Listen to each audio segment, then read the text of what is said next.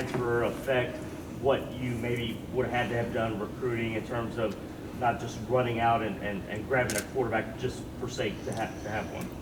A ton. I know there was maybe some concern or speculation out there about not signing a high school quarterback, and to get Adam was big for us. He's a guy that's started and won football games at the highest level of college football, and he's a guy that, as Major Applewhite told our group earlier, he's a guy that got in his car from Wisconsin, drove to Utah, walked on, earned the starting job. Then the incoming class is full of 3 quarterbacks. He gets pushed aside for the 3 scholarship guys, continues to compete 3 years later, or 2 years later, earns the starting job again. They put him on scholarship. He's on scholarship for 2 years, and then gets in his car and drives 22 hours from Salt Lake City to Houston to go play his final year here for us. So he's a competitor, he's a kid that loves football, and he's a kid that provides some competition at that position, which was duly needed with the loss of one of our guys that wanted to be here, didn't want to be here, wanted to be here, didn't want to be here, wanted to be here, then again didn't want to be here. So we needed some competition at that spot, and he provides it. We're going to, I would assume, continue to look, although I can't comment on any specifics, continue to look in the junior college ranks for a guy that would be available to come to us in summer school. And then we'll focus our energy on the 2016 quarterback, and as maybe the guy that kind of takes us into the next generation, if you will, because we certainly weren't going to, these quarterback recruiting is nuts. I mean, I'm just going to tell you, having coached the position for years now, these kids are committing as sophomores, or committing in the spring of their junior year. I mean, it's gotten so early that you don't even get a chance to see these kids play, sometimes even as juniors. And so when you get a job in December or January, these kids already all have homes. And the ones that do have homes that still want to talk to you, they're probably not the level that you want to recruit. And so we went out and we looked at a bunch of high school kids and just said, finally we said, it's probably in our best interest to use that scholarship elsewhere. We're not going to sign a guy just to sign a guy, and then we'll bring Adam in, we'll bring a junior college kid in June, and then we'll focus all of our attention on a 2016 quarterback here in the state of Texas. So talk to me about Tyreke Gray. How were you able to lure him to Houston as opposed to Baylor or Arkansas? People, Coach Blacklock, our director of high school relations, because I had not hired an offensive line coach, the NCAA still allows you 10 people to go out on the road and recruit as long as they pass the recruiting test. So he was our 10th designated recruiter, and he had a relationship with that family, did a hell of a job recruiting them and at least getting our foot in the door.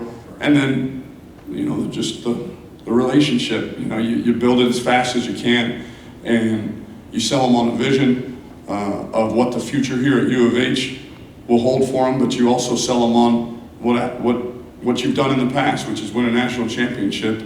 And 3 out of the last 4 running backs I've coached have rushed for over 1,000 yards. So again, there's some testimony on how we use the tailback in this offense as well. Absolutely. Coach, is that how you'll use him here? He'll be a running back for you? Yeah, absolutely. Yeah. Tom, the NCAA, as you know, now allows recruits to send in e-faxes as opposed to fax machines. Will you miss hanging around the fax machine? Do you have any fax machine horror stories from your youth? We actually had 3 fax machines today. We're still a bit old school. We kind of like the drama a little bit, probably. We sent them both a paper copy that they could fax and an electronic copy that they could email back, and most of the kids chose to fax it too, because I'm sure their high school coaches are a little bit old school too. So I don't see that going away. too soon, but I would imagine eventually it'll be the dinosaur in our profession that it is in every other profession. And then horror stories, I think one time when I was at Sam Houston, we gave them the wrong fax number on the packet that they got. So it was about 9 a.m. before we got our first fax, and that was a little bit scary. But other than that, I think everything's worked out pretty good. You don't hang by the machine. No, and I see these schools, even some in our own conference, in our own state, that do all this hooping and hollering after guys send in their fax, and it's not that I'm not committed or not excited about these guys coming, but there were no surprises. I don't know what we're getting excited about. This kid said yes, he gave us our word, he looked us in the eye, shook our hand, and 7 a.m. the fax comes in, we got work to do, man. We got our team to get to know. We were out on the field with our team at 4:45. We were back in the locker room. I was eating breakfast with our team at 7 a.m. Because at the end of the day, these kids aren't going to win the games for us this year. And although we're really, really, really excited about it, I don't know what all the hooping and hollering and bell ringing and all that good stuff is about. I come to work and look at the fax machine, and we did our job and signed one of the best classes in our conference, and we move on. Tom, was the first time the head coach coming into a program that had already laid some of the recruiting ground for this class? Was there a line that you had to walk in terms of reaffirming to the kids that maybe had committed under a previous staff to try to keep them, at the same time also using whatever numbers you had left to go out and pursue some guys that would fit what you wanted to do? Yeah, that was a big balancing act, to be honest with you, because you take the tight end position, for example, there was no roster spot for a tight end. So you're taking 3 scholarships, and when you only have 85, that's a big number. You're taking 3 scholarships and saying, we got to take them from somewhere.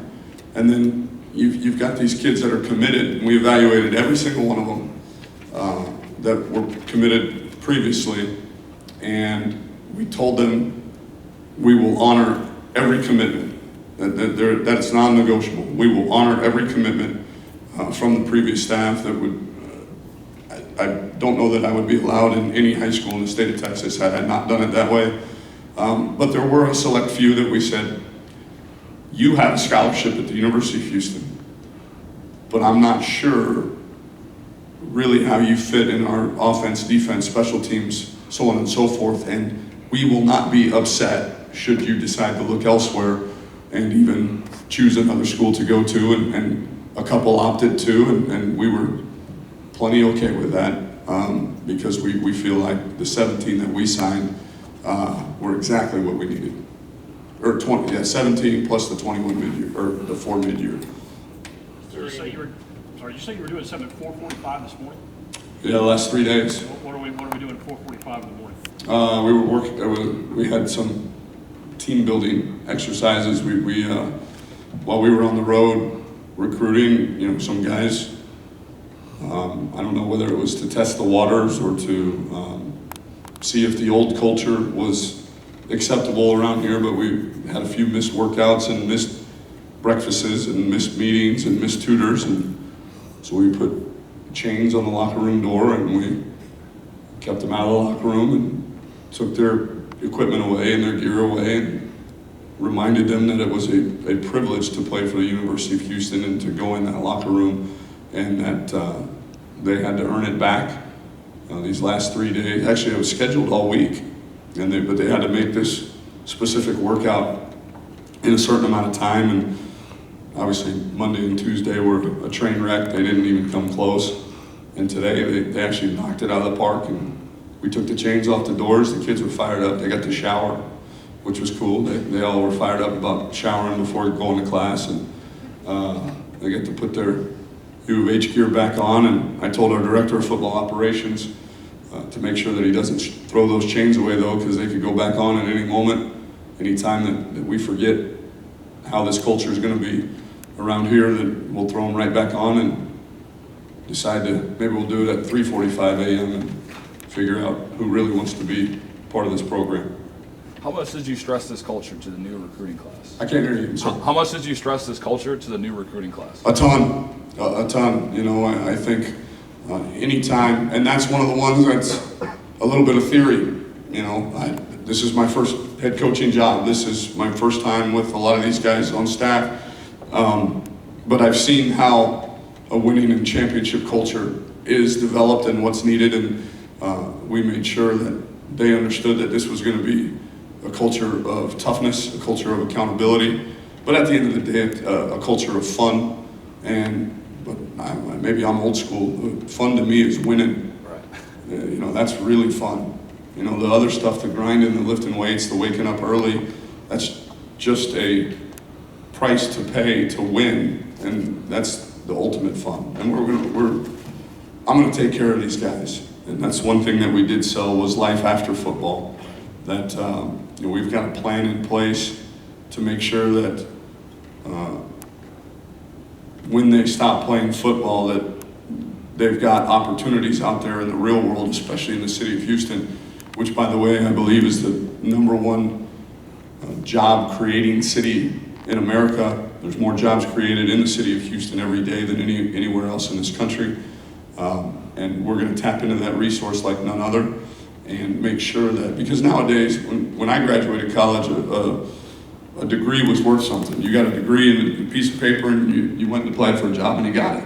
Nowadays, I don't think that's the case in this market, that you've got to have an in, you've got to have a tie, and we're going to make sure that our guys are connected, that our guys are doing internships, that our guys have every resource they need, that when the cheering stops, when football is over, when they're done playing, whether it be here at the University of Houston, whether it be a 3-year career in the NFL, whether it be 15 years in the NFL, that they're going to be set for life after football. And that's what this great university affords them, is that opportunity with this degree, this city, this state, and then the resources that we're going to provide to them. I think that was an easy sell because the plan is in place.